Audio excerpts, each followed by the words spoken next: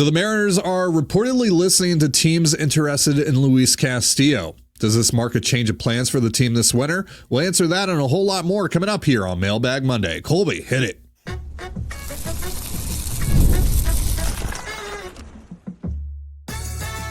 You are Locked On Mariners, your daily Seattle Mariners podcast. Part of the Locked On Podcast Network, your team every day. Ahoy, sailors. It is Monday, December 9th, 2024. This is Ted Gonzalez and Colby Patnode for the Locked On Mariners podcast, part of the Locked On Podcast Network, your team every day. We'll be opening up the mailbag and answering your Mariners questions like we do here every Monday. We'll also be spinning the wheel for our top 5 Tuesday topics. But before we get into all that, shout out to our title sponsor today, FanDuel. New customers can place a $5 bet and you'll get started with $150 in bonus bets if you win that first $5 bet. Visit FanDuel.com to get started. And if you want to hear from me and Colby even more and help support the show, check out our Patreon. All you have to do is click the link in the description of this episode to check that out. So kicking us off here on Mailbag Monday is Chad, who wants to know, do we think the front office has shifted their tune on trading a starting pitcher for a particular reason, or do we think that this is them just enabling conversations to be had at the winter meetings to see what is available? So if you missed it last night, we got a report from the Boston Globe that said that the Mariners are willing to listen to teams that are interested in Luis Castillo. So, Colby, to you, does that mark maybe a change of plans for the Mariners, or what? What do you make of that? Nothing.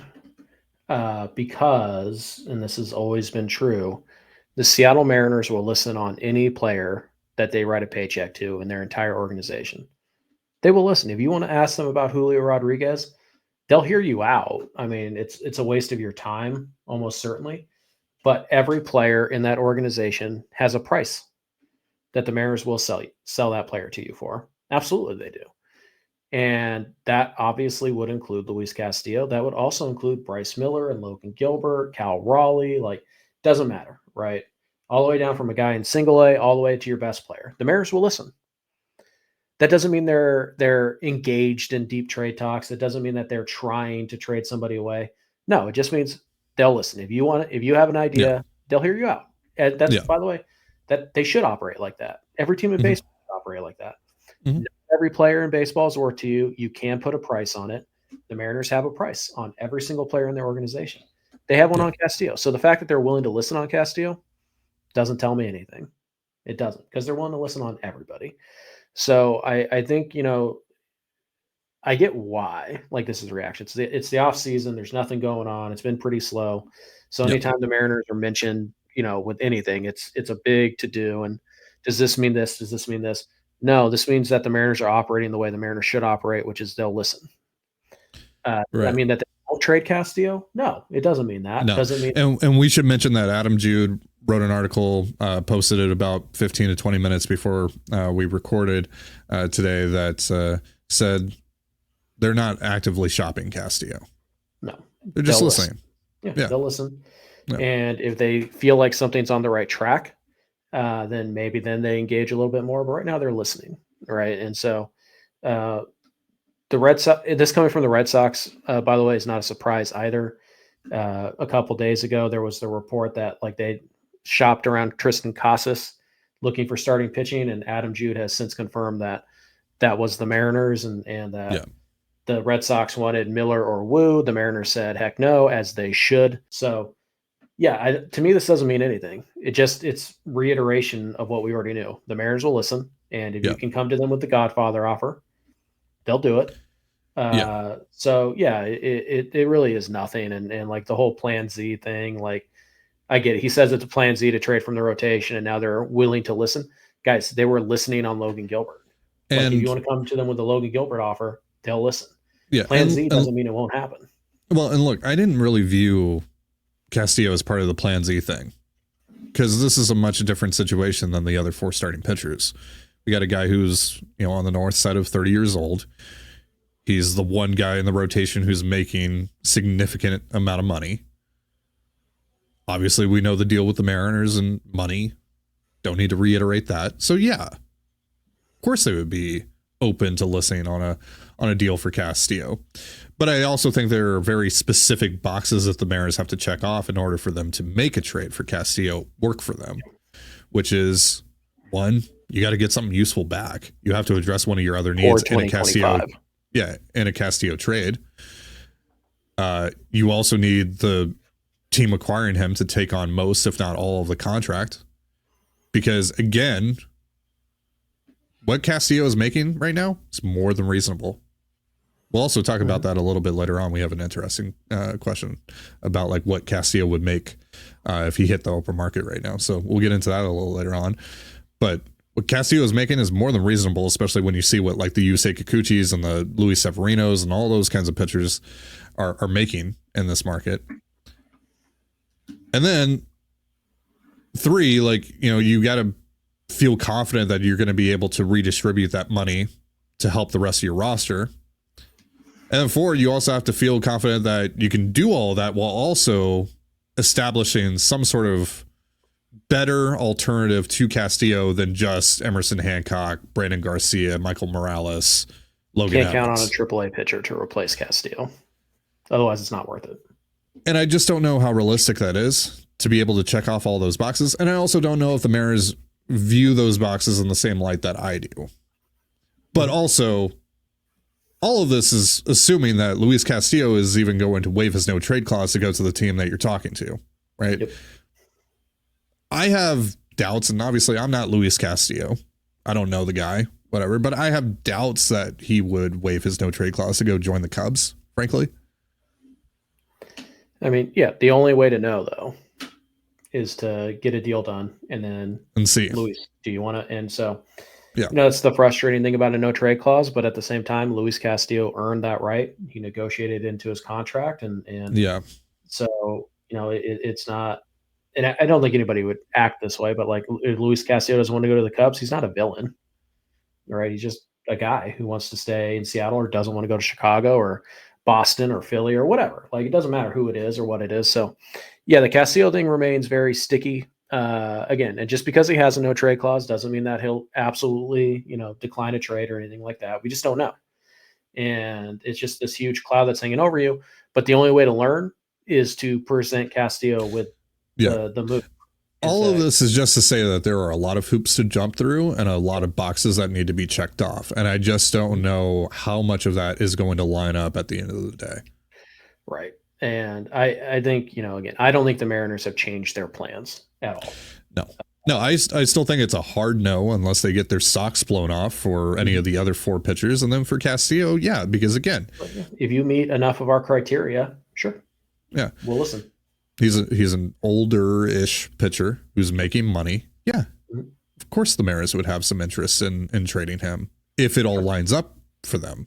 If they think that they can make their 2025 roster better by trading Luis Castillo, they'll do it.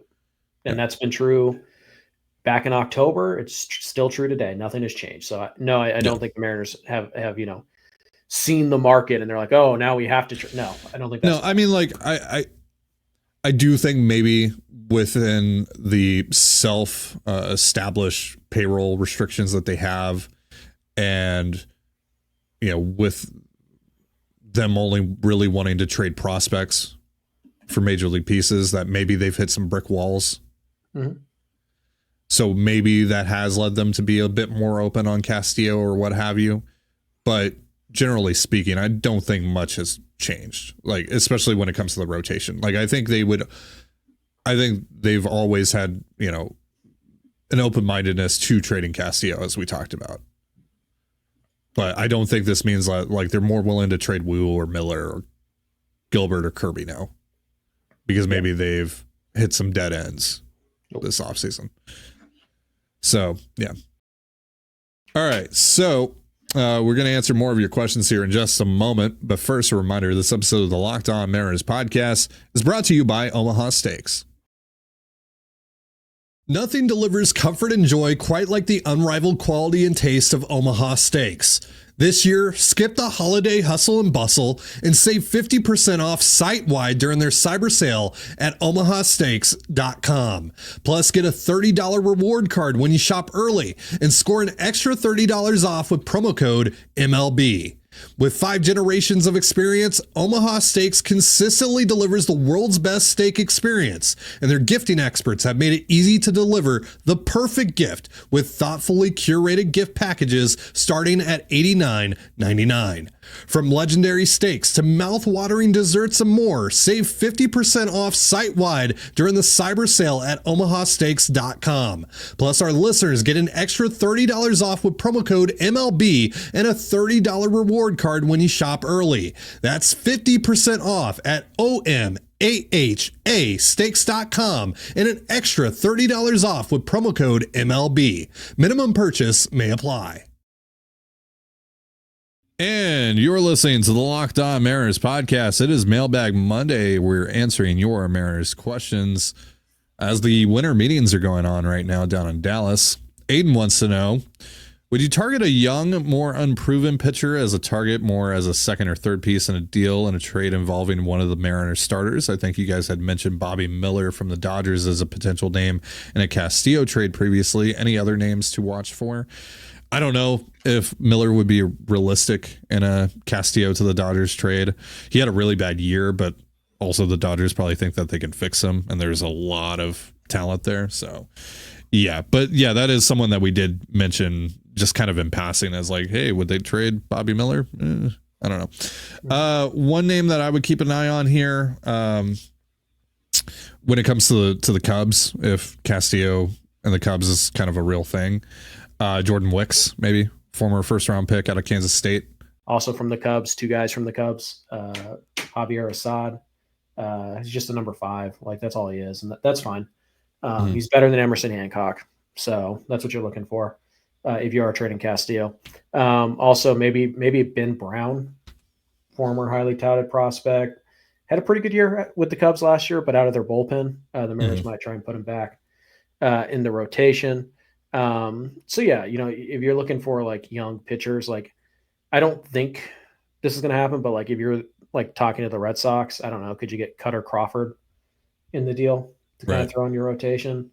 So yeah, there are guys that you could, in theory, get as like a second or third piece, but that probably involves you adding a prospect to get like Cutter Crawford, right? For example. Castillo, like, I don't know. Are you trading Castillo for Masataka Yoshida? You might just get Cutter Crawford back for free in that case. But I don't know if it's like Tristan Casas for some weird reason and Cutter Crawford, then you're probably giving them, Laz Montes and you know what I mean? So, yeah. I mean, there are a few guys out there. But again, until we actually like have any like real feel for like who's actually interested in Castillo, it's tough to really pinpoint any young starters. But yeah, I do think that Bobby Miller would still make sense. I still think that, Assad, Wicks, Ben Brown, Cutter Crawford, those type of guys who are probably number 4 at best, like that's their ceiling. Mm-hmm. But yeah, I think it's possible you could get that. You might have to add a prospect though on your end to get the pitcher back. So we'll see. Sal's DR wants to know which free agent / team pairings do you see as potentially opening up an opportunity for the Mariners to acquire a useful piece via trade? I resign myself to the fact that the Mariners aren't going to be players in free agency, so which Phillies signed Bregman? Now Bohm is more available. Dreams should I have? So there was one that I thought about last night that I actually texted you about, Colby. This isn't a free agent team pairing. It's a trade target team pairing that I think could have a trickle-down effect here for the Mariners. That would be Nolan Arenado to the Dodgers and what that could mean for Max Muncy and if Muncy is available. Because obviously they got Freeman at first. Ohtani's going to DH. I don't think Muncy should be playing second. So I think Max Muncy would be available if they acquired Arenado. And it seems like there is some interest there from the Dodgers when it comes to Arenado. So sounds like it's Dodgers or Yankees for Arenado. Those are the only teams that he'll waive his no trade clause for. That's what I'm hearing. We'll see. Obviously, things can change quite a bit. But yeah, that would be one. Or even if the Dodgers do think like, yeah, Muncy can play second base, then it's like, okay, well, what are you going to do with Gavin Lux, who's a guy we talked about a little bit as a potential second base option? So yeah, that's definitely one. The specific example of Bohm or of Bregman going to the Phillies makes Bohm more available. No, Alex Alec Boehm is very much out there already. Like, he's not more available. Whether the Phillies get Bregman or not, they're going to trade Alec Boehm this winter. So what might be interesting, though, in the Bregman thing is, what if Bregman signs with the Tigers? Is Matt Vierling all of a sudden available? And that's an interesting guy. Could play third, good athlete, got some pop, can play multiple positions too. He doesn't lock you down or anything like that. So yeah, like, I mean, if Bregman signs with the Tigers, is Matt Vierling available? Maybe, so there's stuff like that, but specifically with Boehm, he's already available. Like, he's not getting more available in trade. But yeah, I do think the Arenado Muncy thing is a good thought. And then again, also that could also be Gavin Lux too. Like, either one of those guys could be pushed off the roster. So yeah, I think you're probably more looking at that, because like, just based on the rumors I'm seeing, like for example, the Dodgers, right? They signed Michael Conforto to a ridiculous contract last night.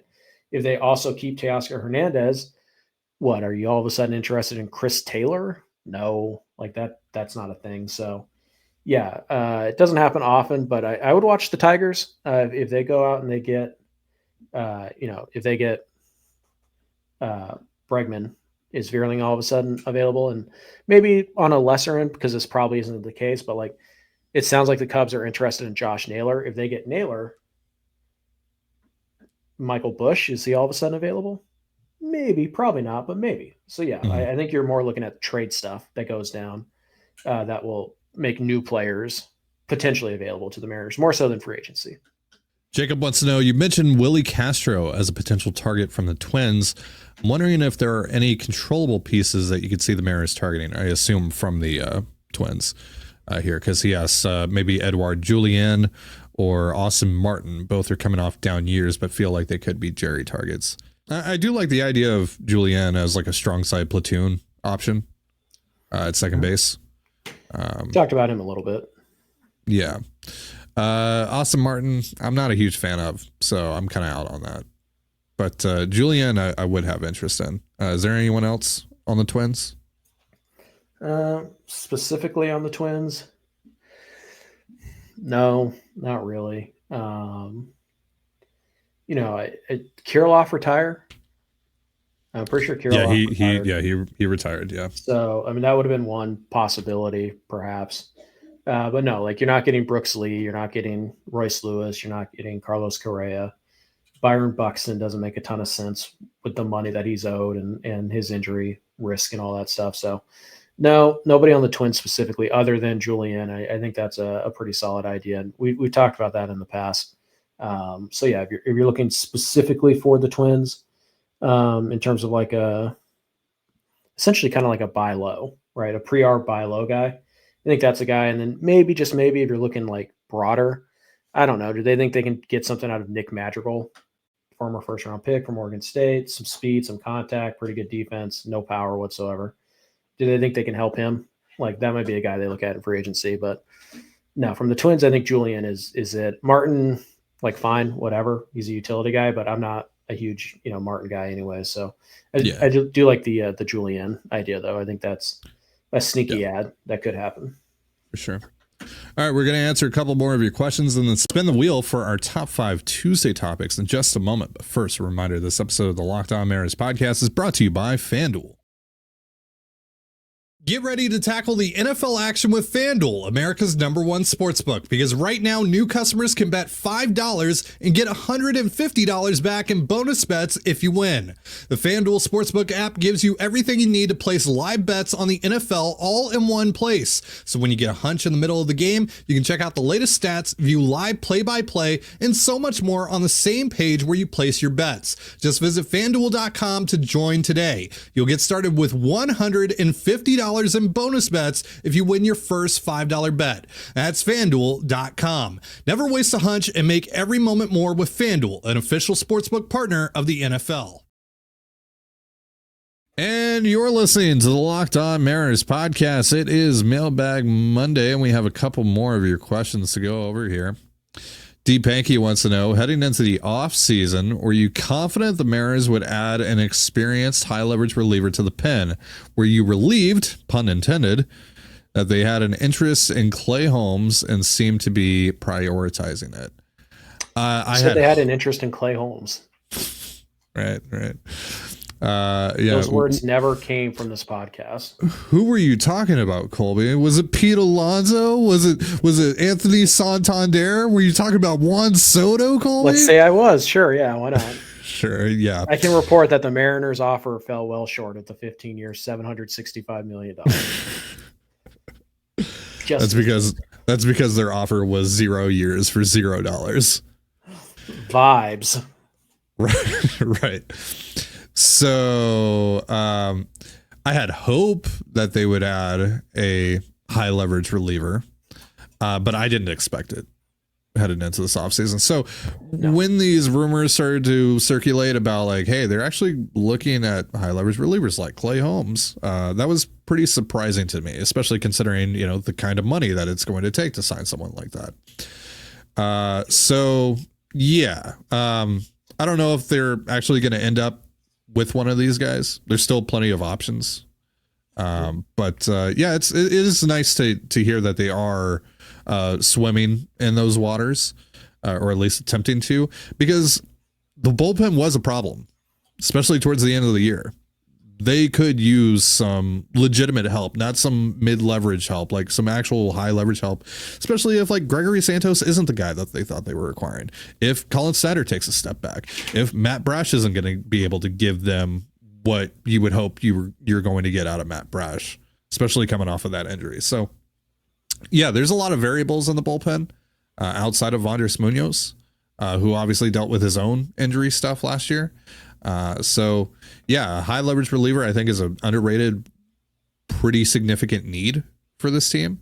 And so it doesn't really surprise me that, they have identified that as a need, but it is a bit surprising that they are willing to potentially spend a decent chunk of change to address that.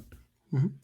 Yeah, I'm pleasantly surprised that they are acknowledging that is a real need they have, because keep in mind, the Mariners bullpen at the end of the year ranked 24th in baseball by Fangraphs, and they had to cover the fewest innings.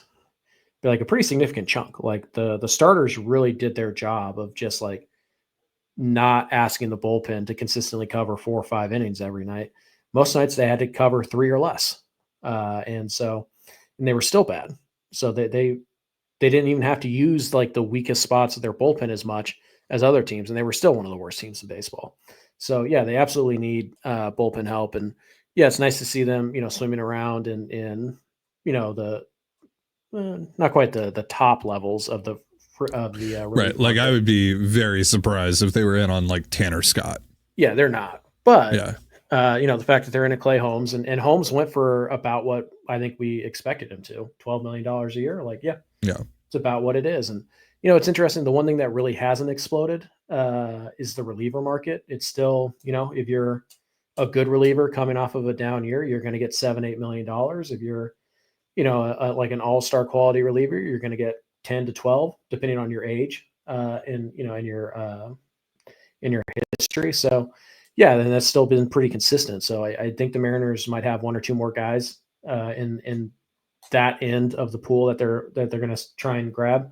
And if they can't, then maybe they just, I don't want to pay $7 million for Ryan Stanek, right? If I'm going to pay, I'd rather pay $10 million for Clay Holmes than $7 million for whoever the Ryan Stanek is in free agency this year, right? So we'll wait and see how that works out. But yeah, I was pretty surprised and pleasantly surprised that the Mariners at least seem to understand that, we can't just sit back and hope that Matt Brash is healthy, and we can't wait and say, well, Gregory Santos will be fully healthy. No, they understand they need another high leverage arm back there.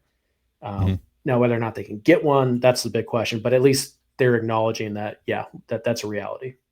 At Dour Optimus, aka I don't know what to say, that's what their Twitter name is, asks if Luis Castillo was a free agent in this market, what kind of contract do you think he would get?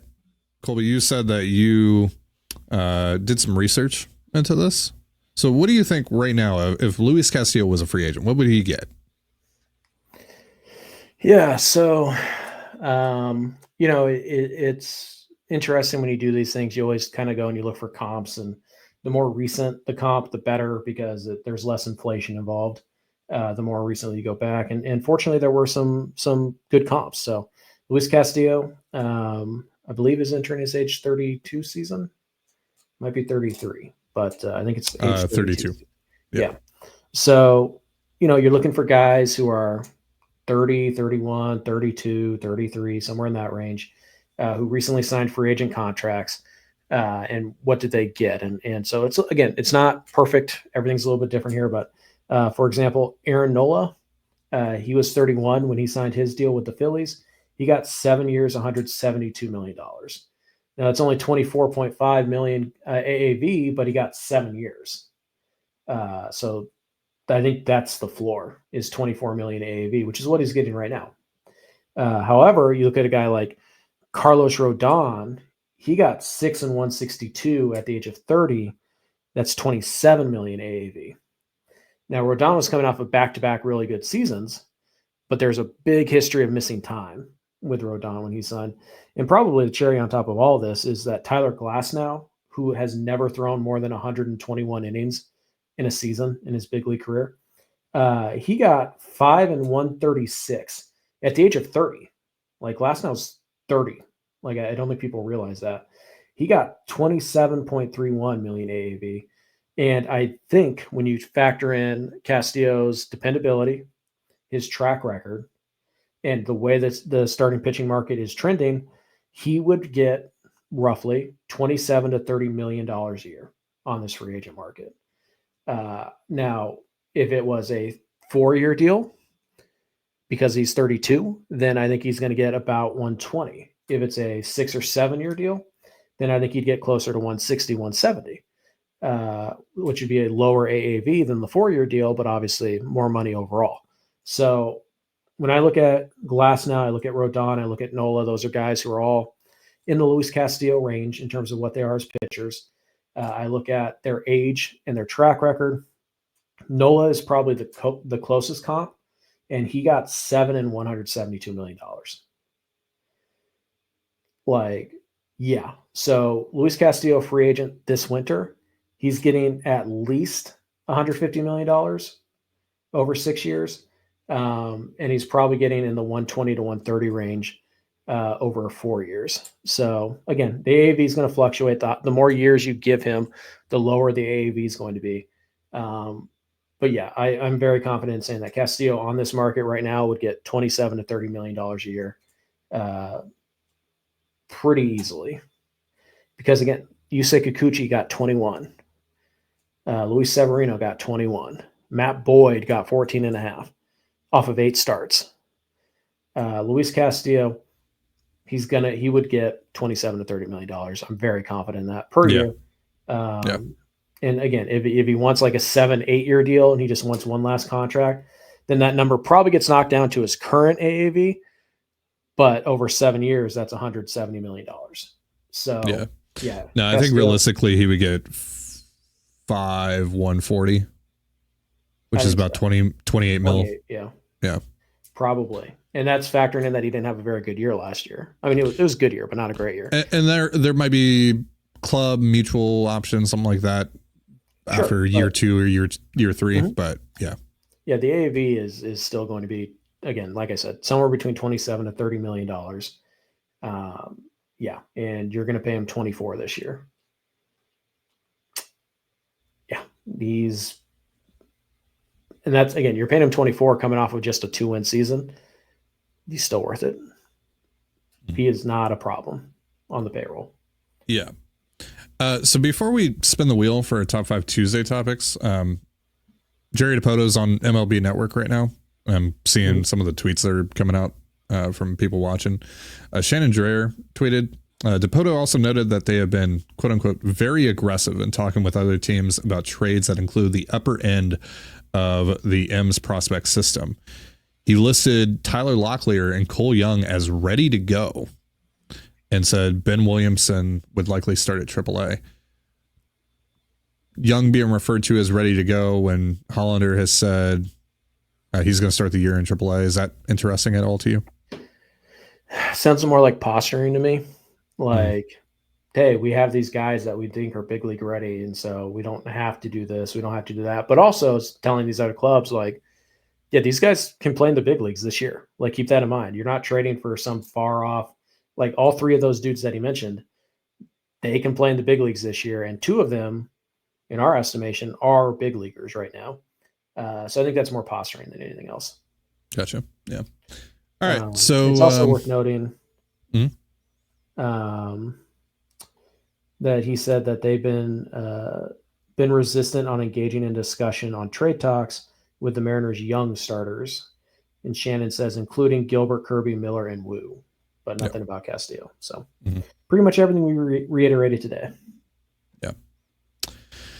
All right. So let's spin the wheel for our top 5 Tuesday topics. You've got the helm this week. So on the helm this week are just 2 options, and we're leaving it at 2 options because this is going to be our last top 5 Tuesday for a little while, because if you missed it, next week, just to give you guys a reminder, we are going to be going to 3 shows a week on Locked On until pitchers and catchers report. So for about the next 6-7 weeks, however many weeks it is, until pitchers and catchers report. And then we'll be back to 5 shows a week from that point forward until, next December, right? So top 5 Tuesday still might make an appearance, or maybe it'll make an appearance on a Thursday or what have you, if it works for us, on a certain week. But for the most part, we're going to put a pause on this series for a little while until we're back to 5 shows a week. So yeah, let's get into this wheel here and see what Colby's going to be talking about tomorrow.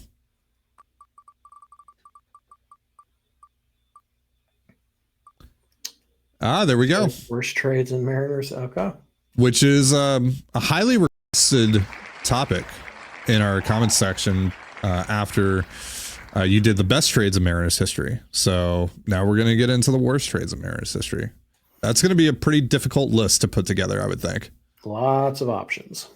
A lot of options. There are twice as many options here on the Ed Helms for me this week. So let's see what I get.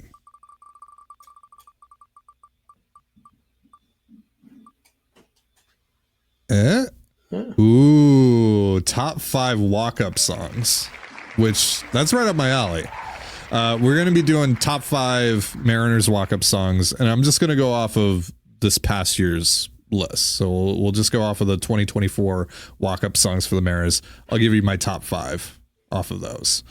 I think they have them listed on the Mariners website, if I'm not mistaken. But I think there's also a website. I forget what it's called. Mm-hmm. If you guys know, let me know in the comments below. But I believe there's a website out there that also keeps track of walk-up songs for players around the league. Over, under, I don't know, 3.5 songs I'll recognize when you tell me what they are. Under. Hammering the under. So there you have it. Again, this is going to be the last top 5 Tuesday for a little while until we're back to 5 shows a week. I mean, again, maybe we'll do it one of these weeks over the next couple of months. But yeah, should be a fun one. Worst trades in Mariners history, and then top 5 walk-up songs coming your way on tomorrow's episode. So that's going to do it for our show. Thank you so much for joining us here on the Locked On Mariners podcast. For Colby Patnode, I'm Titan Gonzalez. Be sure to give us a follow on Twitter at LO_Mariners. You can follow me at Titan Gonzalez and Colby at CPAT11. That's CPAT11. We're also on Blue Sky. You can follow me at TDG, Colby at MLB Colby, and the show at Locked On Mariners. Have yourself a beautiful baseball day, and we'll see you next time. Peace.